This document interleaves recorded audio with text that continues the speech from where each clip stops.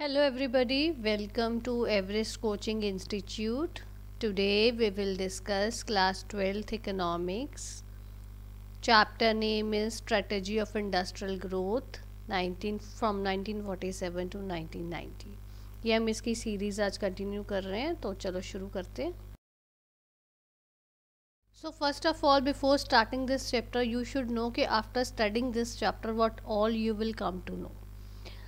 You will know about the importance of industry in Indian economy, factors necessitating direct participation of public sector in industrial development. Public sector means government. Okay, factors necessitating direct participation of public sector or government in industrial development. Industrial Policy Resolution 1956, development of small scale industries. Then salient features of the strategy of industrial growth during the period 1950 to 1990 and positive features of industrialization strategy. यही सब चीज़ें आप लोग इस chapter को पूरा thorough reading के बाद में, समझने के बाद में you will come to no.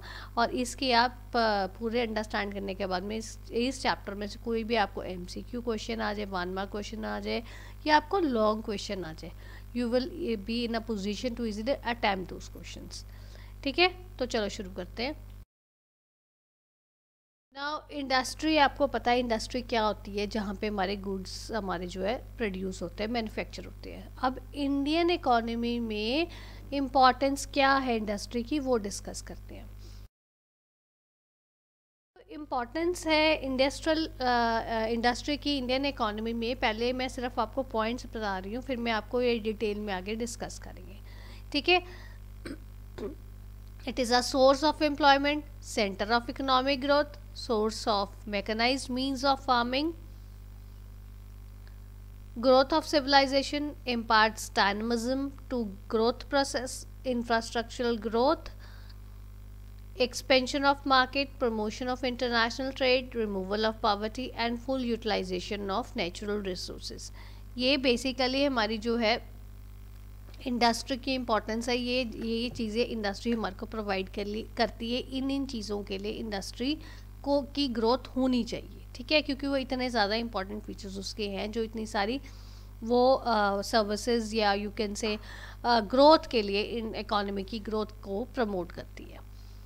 ठीक है, तो चलो अब डिटेल में डिस्कस करते हैं. First comes it is a source of employment. अब जो इंडस्ट्रियल सेक्टर है वो सोर्स ऑफ एम्प्लॉयमेंट है. अब ये देखो, जो पहले था at the time of independence, Indian economy totally depend upon agriculture. Industrial sector तो पूरा रुइन ही हो गया था हमारा, कोई उसकी डेवलपमेंट नहीं हुई थी. ब्रिटिशर्स पूरा जो छोटा मोटा काम था, स्मॉल एंड कॉटेज इंडस्ट्रीज जो थी, हैंडीक्राफ्ट वर्क था, वो सारा रुइन कर दिया था ब्रिटिशर्स ने. सो व्हाट हैपन्स, तो only source of livelihood was agriculture. तो Indian economy had to depend upon the agricultural sector for its daily needs. Right. अब एग्रीकल्चरल सेक्टर भी हमारा इतना ज़्यादा डेवलप नहीं था. It was basically agricultural sector was a source of subsistence farming. ठीक है, वो सिर्फ वो अपने गुजारे के लिए ही वो फार्मिंग करते थे फार्मर्स. सो उनके लिए उसको कोई कमर्शियल लेवल पे वो एग्रीकल्चरल सेक्टर को हमारा उस टाइम ग्रोथ नहीं हुई थी. तो एग्रीकल्चरल सेक्टर में पर हमारा क्या होता था, एग्रीकल्चरल सेक्टर सिग्निफिकेंट बहुत ज़्यादा था, बहुत ज़्यादा इम्पॉर्टेंट था. वो क्यों? क्योंकि एग्रीकल्चरल सेक्टर जो था हमारा ऑलरेडी ओवरबर्डन था. जो घर में जितने लोग थे, अगर they are idle, they are sitting idle in the at the home, तो what they do started doing agricultural work. Like जो काम 2 जने आराम से कर सकते हैं उसको वो 5 जने भी करते थे. सो इसका इसमें डिस्गाइज अनएम्प्लॉयमेंट बहुत ज़्यादा थी. मतलब अगर वो 2 जने काम करें या 5 जने काम करें, उससे कुछ फ़र्क नहीं पड़ता था, उसकी आउटपुट में कोई फ़र्क नहीं पड़ता था.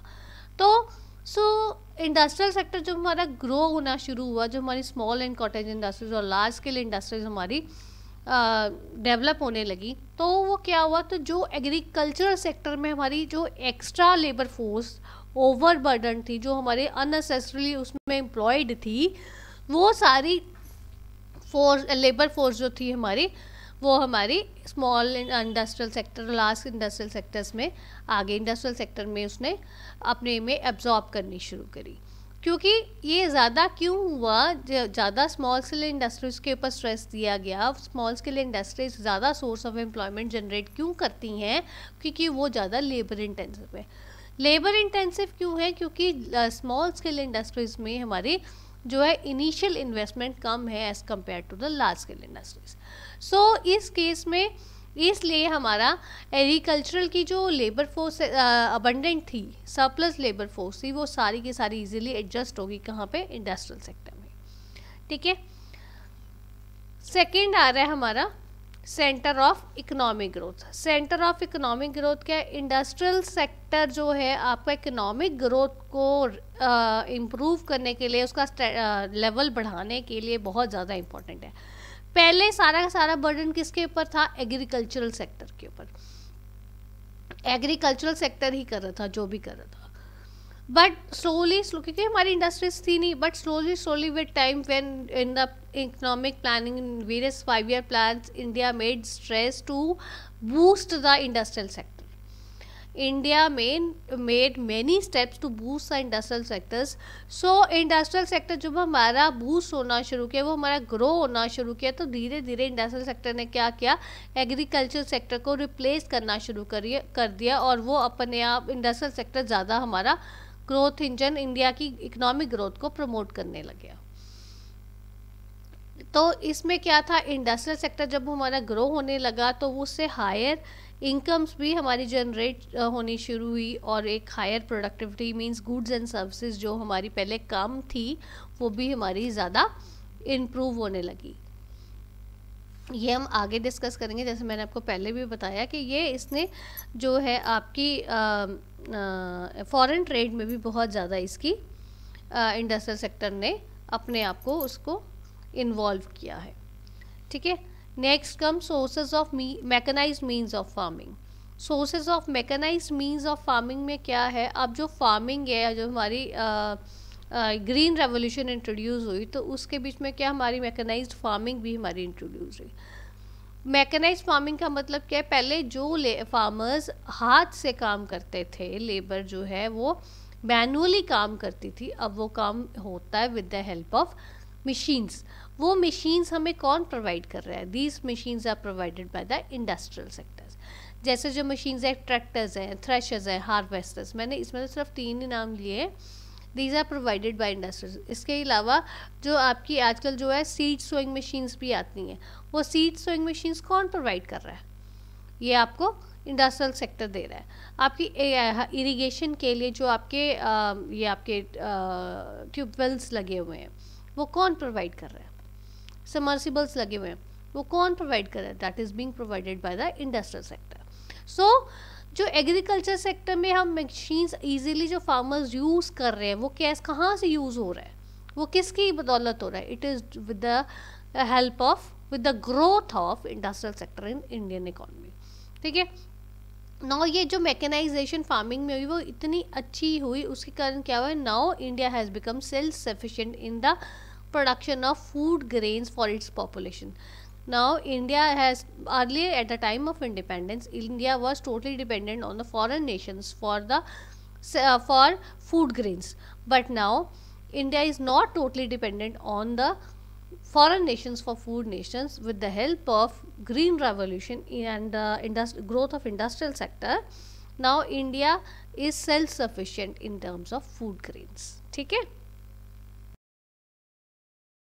हमारा growth of civilisation. Growth of civilisation में क्या है कि जो इंडस्ट्रियल सेक्टर से देखा जाए, मतलब बहुत ज़्यादा फ़ायदे हुए, इंडस्ट्रीज डेवलप हुए हैं, उसके कारण अर्बनाइजेशन हुई है, लोग रूरल एरिया से, विलेजेस से, बैकवर्ड एरिया से, रिमोट एरिया से निकल के डेवलप्ड एरियाज़ में आ रहे हैं, अर्बन एरियाज़ में आ रहे हैं, अर्बनाइज सेक्टर में आ रहे हैं। तो अब ये देखो जो ये it is due to industries. अब इंडस्ट्रीज के कारण क्यों अर्बन एरियाज में आ रहे हैं, because industries are generating employment opportunities, are providing employment opportunities to the people. ठीक है ना। When industries are providing employment opportunities, so people have to migrate from the rural areas to the areas near by the industrial industries. So it promotes urbanization. Now the people are moving with families from rural areas to urban areas because better opportunities are there in the urban areas. It improves the quality of life. Now देखो in industrial sector, when with the promotion of industrial sector, good incentives are given to the employees, to the labor force. So obviously the standard of living of the people will improve. People are the real purchasing power in the hands of the people has increased. Now people are can buy more goods at easily, and more quality products they can easily purchase. So it improves the quality of life. They can provide better educational facilities to their kids, right? And if the everybody is not in the position to have good is good in academics, so those children who are not good in the terms of academics, they can improve their skills. There are many skill improving programs being launched by the government due to industrial sector, right? So इसमें it leads to increase in growth of civilization. Now next comes imparts dynamism to growth process. Your industrial sectors, it provides various opportunities for the growth of the economy. Now with if industries would not have been developed, then what would happen? Then the people would have been restricted to the farming sector only, to the agricultural sector, and that is for subsistence farming only.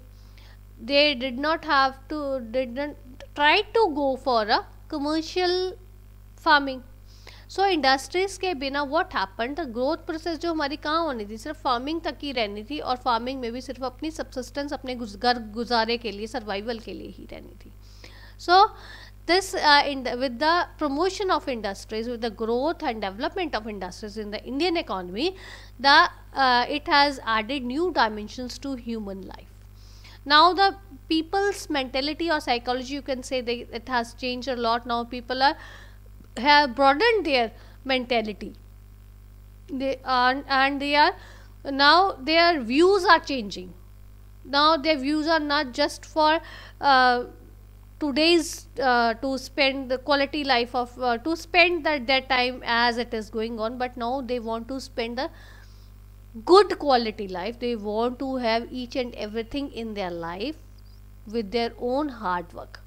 Okay, so it imparts dynamism to growth process. So overall the economy is growing. Next comes infrastructural growth.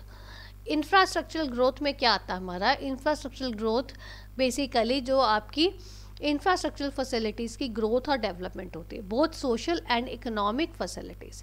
इसके बीच में आपकी क्या क्या जाती है? Transport and communication, banking and insurance, power, education, health facilities, ये सारी आपके जो आपकी इंडस्ट्रियल ग्रोथ के कारण कंट्री में बढ़ी है.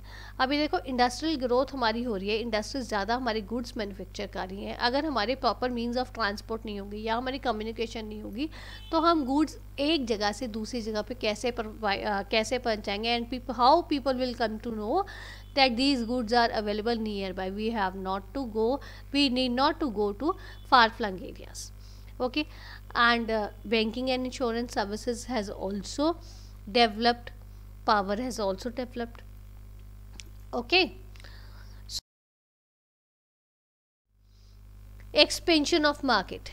एक्सपेंशन ऑफ मार्केट में हमारा क्या आता है कि now with the help of industrialisation, growth of industrial sectors, the variety of goods are available and in under one roof.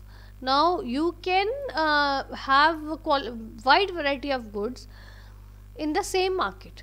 Earlier what happened, you have to go to different places to buy products, but now with the help of industrialization and with the growth of transport and communication, what happens, variety of goods are available under one roof.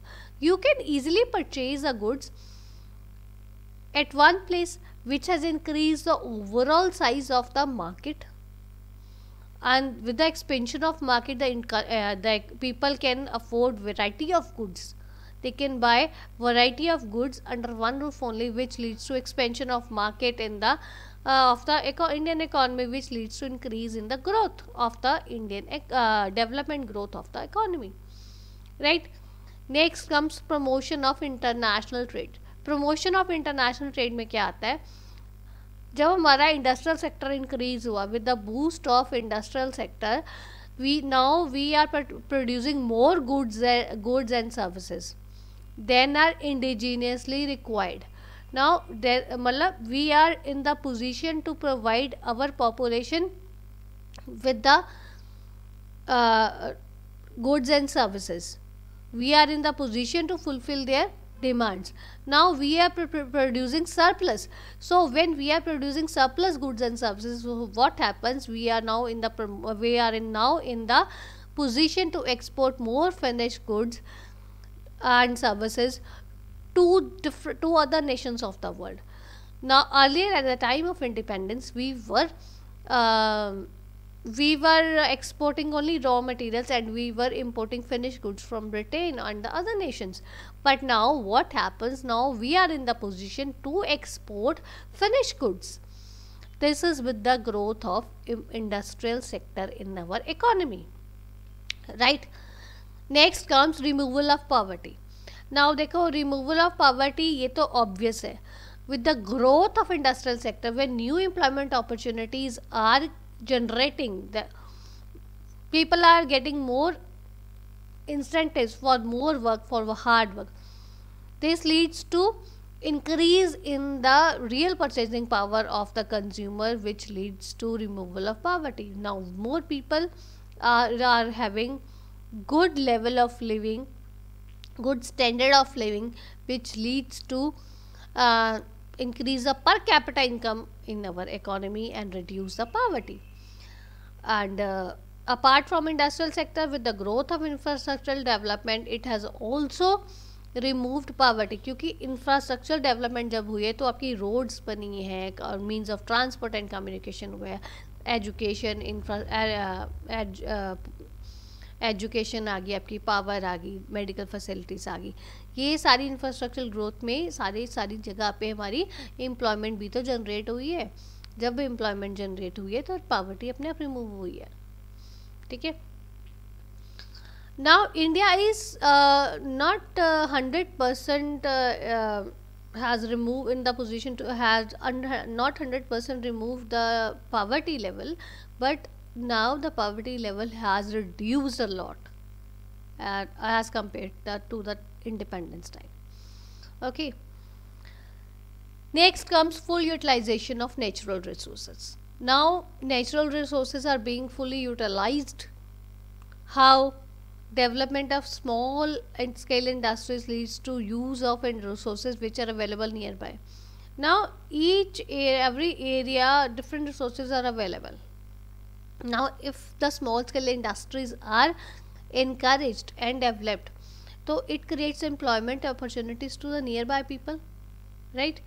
And the resources which are available nearby, they are easily being used by the industrial sector, by these small scale industries. And when these natural resources are being used by the industries, this leads to utilization of the resources available properly. ठीक है बच्चे? So this is all about today's video. If you find any difficulty, you are most welcome to give your feedback in the comment box. Thanks for watching.